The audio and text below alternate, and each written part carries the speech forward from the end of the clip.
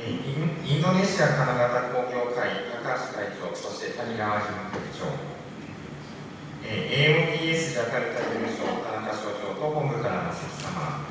ジェトロの吉田博樹様と吉田優様、ご列席の皆様、本日は SMK の先生方への技術研修の開講式にご招待いただきどうもありがとうございます。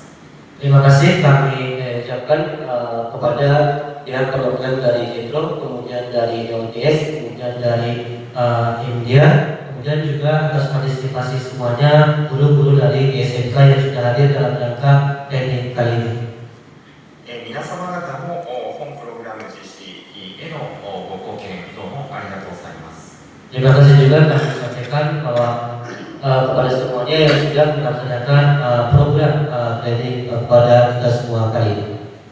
皆様ご存知の通り、インドネシアは昨年、メイキングインドネシア 4.0 産業政策の大方針として発表し、工業製品の輸出競争力を強化しようという取り組みを強化されています。その中で最も重要なのは人材育成であります。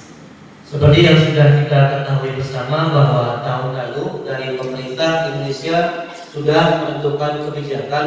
untuk arah industri dan arah ekspor manufaktur di dalam negeri, yaitu membuat industri Making Indonesia 4.0.